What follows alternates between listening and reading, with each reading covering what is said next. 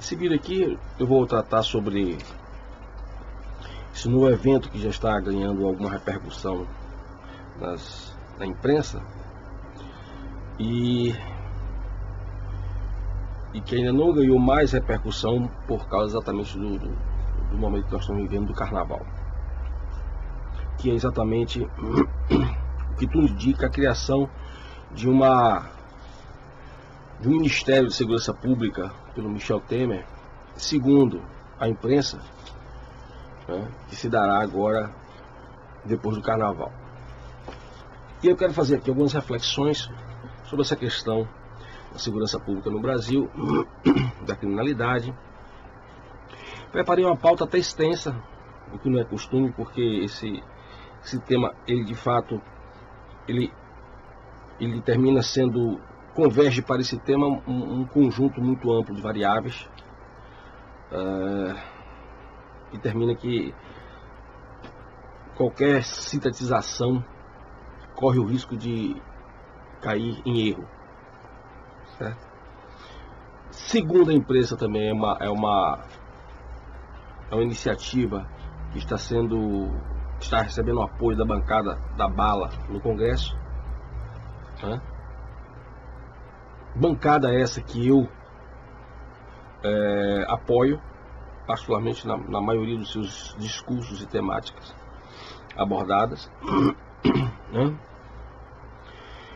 Mas vamos começar aqui falando sobre o problema dessa crise institucional generalizada e que leva ao problema também da crise de segurança pública.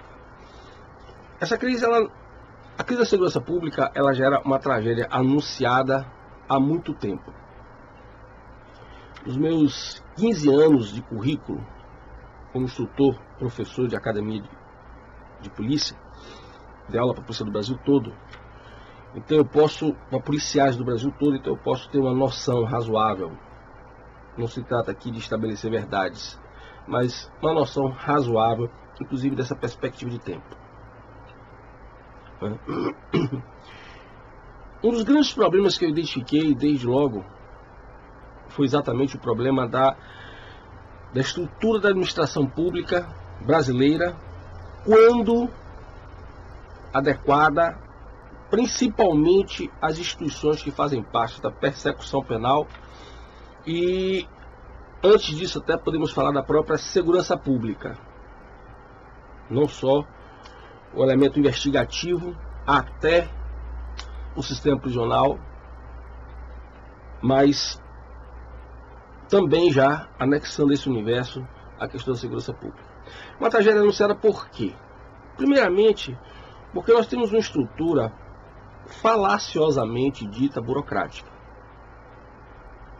Ela, de fato, a nossa estrutura administrativa, e particularmente no universo jurídico, da segurança, que eu estou aqui, que envolve aí uma política criminal, nós não temos um modelo burocrático baseado numa restrita meritocracia. Nós temos um modelo ainda patrimonialista.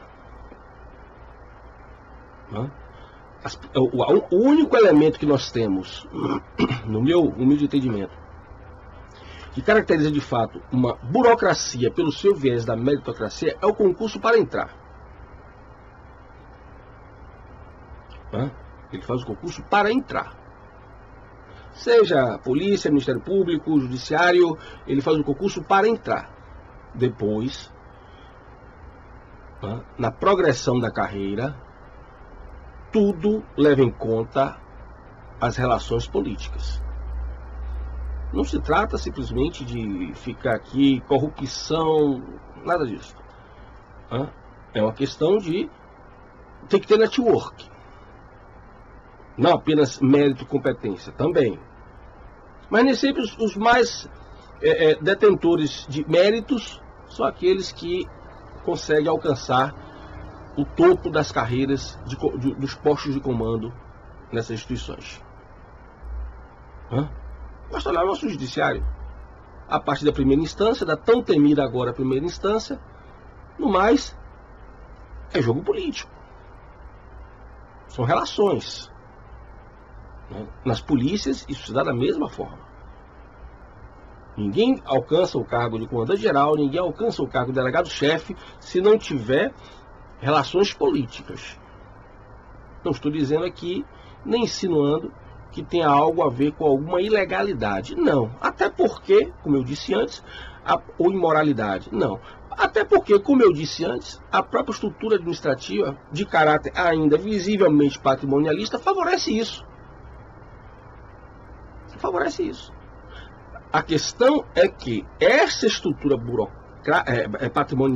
patrimonialista e não burocrática, estrito senso, ela favorece um dos maiores problemas das polícias no mundo inteiro, que é a ingerência política, e aí política mesmo, política do político, da figura do político.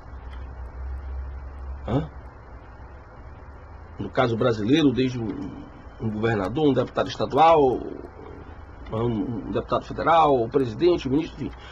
O político mesmo, literalmente, a ingerência do poder político partidário dentro das instituições policiais. Então, quando eu alertava já para isso, infelizmente a minha fala nem sempre ganhou eco.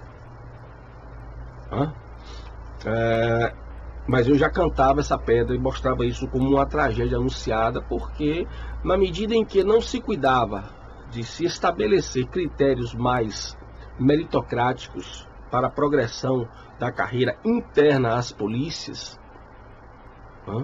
aonde o elemento subjetividade estivesse cada vez mais fora do jogo, e critérios objetivos fossem criados com cada vez mais evidência, que isso terminaria numa polícia que já era e se tornaria cada vez mais subordinada ao jogo político partidário do momento. A realidade do Brasil hoje é essa aí. O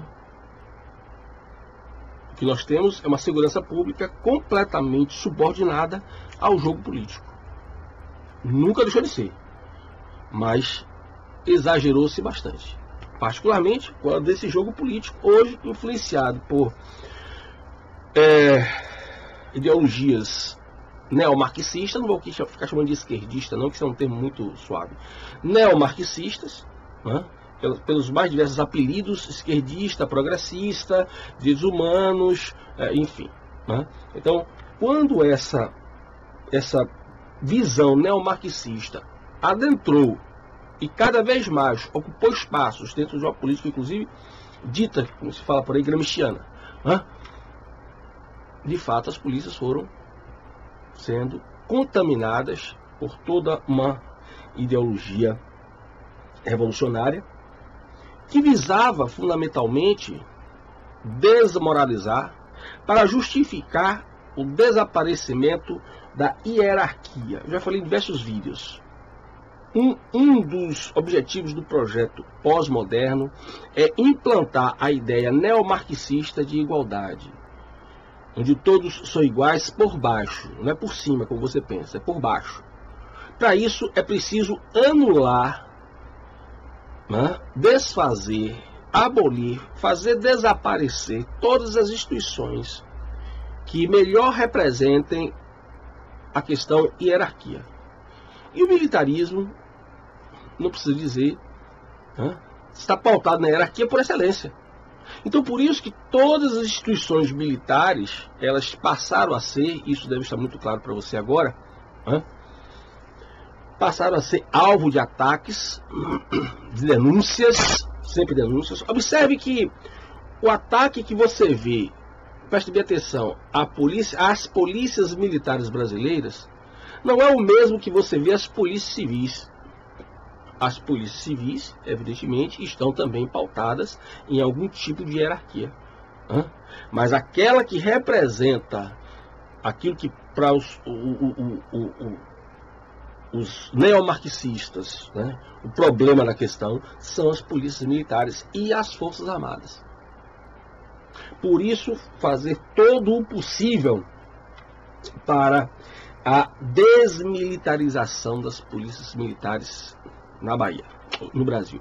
Particularmente, as polícias militares, existe um monitoramento político, que também tem sido muito negligenciado nas análises. Aliás, eu não tenho visto ninguém observar sobre essa questão, que, no meu entender, é extremamente importante. É tirar o poder bélico dos governadores de Estado. O Brasil está caminhando para a ditadura comunista, chamada agora, na sua nova versão, de bolivariana. Daí porque ressuscitar a guarda municipal, integrá-la ao sistema de segurança pública dos estados. Porém, as guardas municipais, mesmo que de maneira incoerente, militarizadas como foram, que você está criticando a militarização da polícia militar e militariza as guardas municipais. Então, isso é uma incoerência. Mas vamos lá. Essa municipalização da segurança pública, ela implica exatamente uma perda de poder. Quantos homens tem em sua guarda municipal? 2.000? Você tem muita força contra o cidadão comum. Talvez até contra o meliante. Contra uma outra força do Estado, você não tem poder algum. Seu poder é irrisório. Porém, se você, governador de Estado, comanda mais de 100.000 policiais, como por exemplo o governador, qualquer que seja o governador de São Paulo, você tem sob seu comando o equivalente a mais ou menos metade da tropa efetiva do Exército Brasileiro. Se você discordar do poder central, você tem condição de fazer frente a esse poder central usando um poder bélico poderoso. Entendeu agora? Então essa federalização da segurança pública, ela atende aos mais diversos interesses políticos. E isso precisa ser observado porque dentro das polícias, e particularmente das polícias militares, isso ganha um espaço de pouca reflexão. Por quê? Porque tem ganhado cada vez mais espaço os discursos neomarxistas, dos movimentos revolucionários que se infiltraram nas polícias militares, nas polícias civis, e não poupam tempo, nem esforço, nem palavras, para o indivíduo acusar sua própria polícia de homofóbica, sua própria polícia de racista, e não larga o osso. Eu nunca vi um policial militar pedir para ir para a reserva porque ele acha que a polícia dele é racista. Não larga o osso, mas fica xingando todo dia a sua própria polícia. Policiais civis, e aí eu estou falando de agentes, delegados, praças, oficiais, sem distinção. Sem distinção. Então, essa força da esquerda, minando as instituições policiais por dentro, isso também cabe dentro da Polícia Federal, inclusive criando a dialética dentro das próprias polícias. Não só, também nas Forças Armadas. Agentes versus delegado, polícia versus governo. Praças versus oficiais, polícia versus governo. Ou seja, você cria um universo que potencialmente é conflituoso. Você começa a desagregar as instituições, criar um ambiente de potencial conflito, e com isso você perde aquela força interna que outrora, inclusive, caracterizou essas instituições. Então, essa crise institucional, quando deságua dentro das instituições policiais, tem que se levar em consideração, no meu entendimento, estas variáveis: estrutura administrativa, relação política, grau de ingerência política dentro das polícias, e aquilo que também está sendo ensinado dentro das academias de polícia. Porque a partir de 2009, a Senasp, que se tornou uma mera distribuidora de recursos, porém, caso os estados adotassem nas suas respectivas academias de polícia, e hoje também nas guardas municipais, uma tal apelidada de Matriz Curricular 2009, Senasp, Baixe lá, PDF.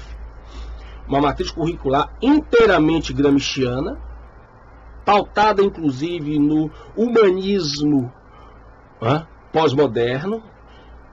Está lá a ideia de que se você ler Platão, você vai se tornar mais humano. Se você ler Aristóteles, você vai se tornar mais humano. Se você ler Levi-Strauss, você vai se tornar mais humano. Uma matriz curricular que só tem uma matéria de direito, introdução ao estudo do direito. Ou seja, pela matriz, salvo alguns esforços que foram feitos dentro das próprias academias para resgatar ainda o autêntico ensino policial e particularmente policial militar, salvo esses esforços, se fosse implantado literalmente o que está na matriz, é como eu dizia sempre, né? A gente vai formar policial antropólogo, vai formar policial sociólogo, policial filósofo. E aí vem alguns comentários que eu quero tecer aqui, de alguns vídeos, inclusive de ex-coronéis, que se tornaram humanistas depois que foram para a reserva. E eu estava vendo um vídeo de um, agora há pouco, que ele dizia, né? A polícia não é para combater o crime. Poxa, coronel, então, por favor. Ele diz claramente. Isso aqui é tradução. A polícia não é para combater o crime, para garantir para garantir a dignidade, para garantir, promover a dignidade da pessoa humana. Poxa vida. É um discípulo de Maria do Rosário.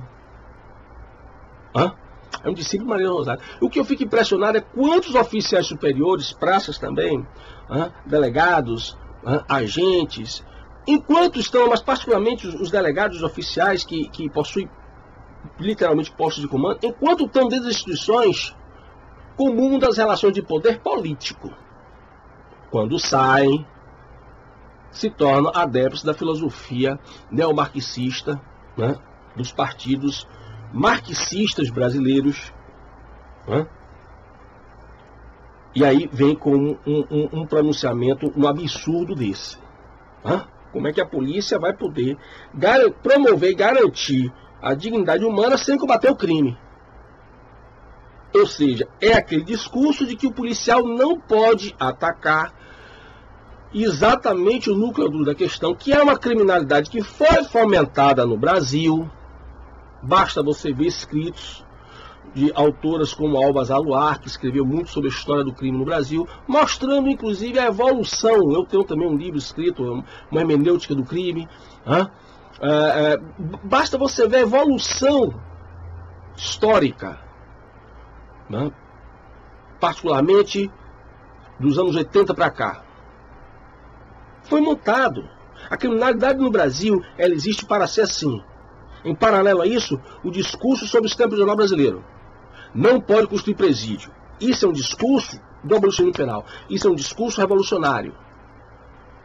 Não construir presídio para poder os presídios entrarem em crise, ter massacre, ter rebelião, massacre, e depois se justificar o fechamento dos presídios porque ele não funciona. Olha, meu querido, isso é uma doutrina chamada abolicionismo penal, que tem inclusive como um dos baluartes, o tão aplaudido aqui no Brasil, o tal do Michel Foucault, e que tem lá, em Vigiar e Punir, aquela aversão às relações de poder.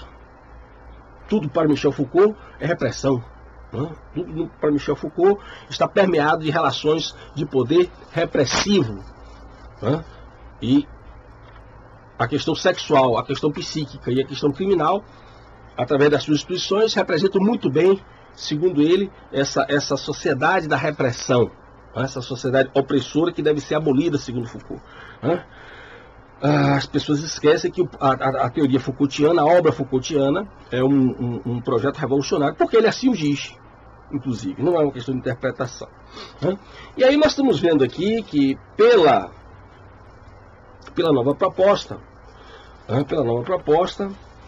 a Polícia Federal, a Polícia Rodoviária Federal, a Senasp, o Departamento Penitenciário Nacional, o DEPEN, todos vão passar para a competência desse novo ministério. Isso não quer dizer, apesar do apoio do pessoal da bancada da bala, mas isso não quer dizer simplesmente que nós teremos êxito porque estamos colocando todo mundo no mesmo bloco. Muito pelo contrário. Acho que as pessoas esquecem que existem, inclusive, recomendações da ONU que há determinadas instituições ligadas à política criminal que não devem estar agregadas à mesma estrutura estatal. Um exemplo muito simples disso são os próprios institutos médicos legais. As polícias científicas, os institutos médicos legais, segundo a ONU, não devem estar acopladas à mesma estrutura como nós temos aqui, geralmente a mesma estrutura da Secretaria de Segurança Pública. Exatamente para evitar o mais possível as ingerências políticas. Afinal de contas, determinados cargos, como nós sabemos, são cargos por indicação política. Então, para dar algum grau de independência às instituições, elas devem estar em estruturas diversas para, quem sabe, lograr algum êxito. Agora que se uniu isso, o que vai se unir isso somente no Ministério, numa secretaria especial, mas a imprensa está dizendo Ministério, isso não garante de forma alguma sucesso por conta desta fórmula que está sendo aplicada agora. Não é verdade? E aí eu quero chamar a atenção para você também, algo muito importante, porque, como eu já falei em outros vídeos, esses projetos, o projeto de se implantar todos, mas o projeto de se implantar essa ditadura bolivariana, particularmente no Brasil, que é o que nos interessa nesse momento, as coisas vão acontecendo um tanto separadas. Você precisa saber, como eu digo sempre, você precisa saber ficar alerta para saber construir um mosaico. Então, você vê uma fala aqui, outra fala ali, uma proposta aqui, outra cá, e às vezes, a princípio, você não percebe que isso faz parte de um conjunto. Faz parte de um plano que está sendo elaborado e executado. Parece que são distantes, que não tem nada a ver uma coisa com a outra. Quero me referir especificamente a esta, também saiu essa semana, o ministro da Defesa propôs a criação de uma Guarda Nacional, uma Força Nacional de Segurança permanente. Muito bem. Compare com o modelo da Bolívia, o modelo venezuelano, e você vai ver que nós estamos caminhando para o mesmo projeto.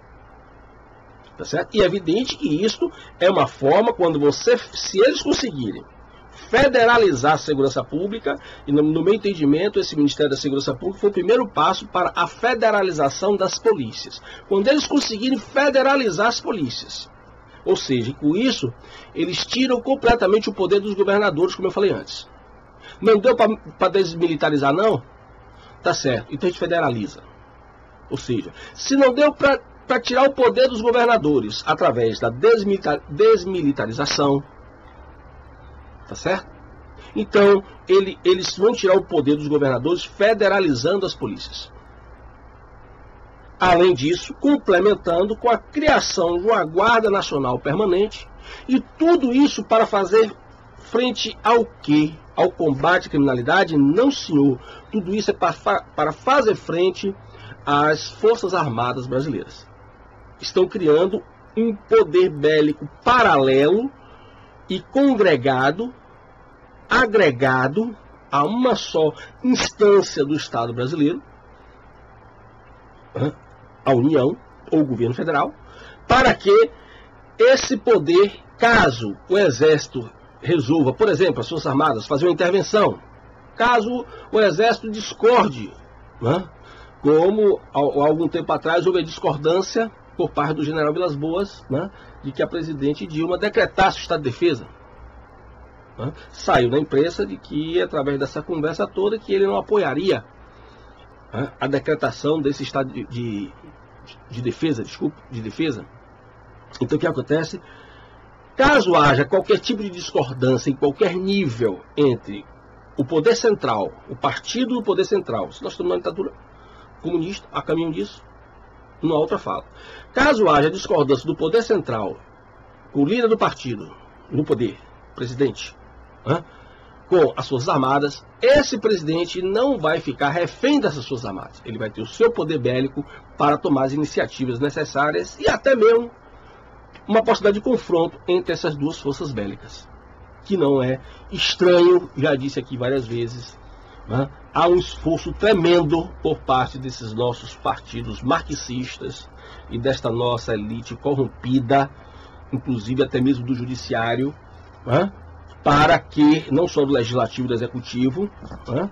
Para que se implante no Brasil uma guerra civil e a partir daí definitivamente se implante uma ditadura comunista, agora chamada bolivariana. Certo? Muito bem.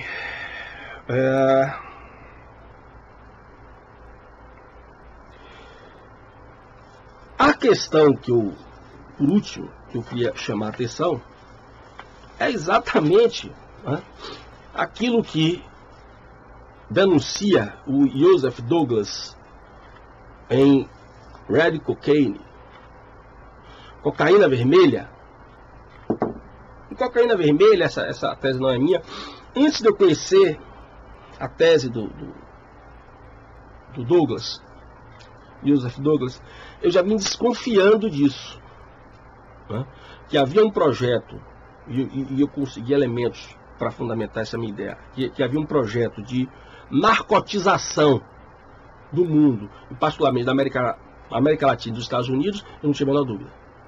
E que o eixo central dessa narcotização, a princípio, aqui nas Américas, seria Cuba, também não ficou dúvida. Você tem vários, você pode pesquisar isso na internet e você vai encontrar material razoável, né, para você entender isso. Muito bem. Né? A criação das Farc, enfim. Né, esses grupos revolucionários ligados ao narcotráfico e a própria criação dessa marginalidade, né, que é reflexo exatamente desse projeto, né, russo-cubano, chinês no Brasil e na América Latina. Comando Vermelho, PCC, Farc, Exército para a Libertação disso, Exército para a Libertação daquilo, etc, etc. E o Douglas mostra que esse entranhamento, né, da política com a droga, ela se dá exatamente como uma ideia comunista, que partiu de Stalin e Mao Tse Tung.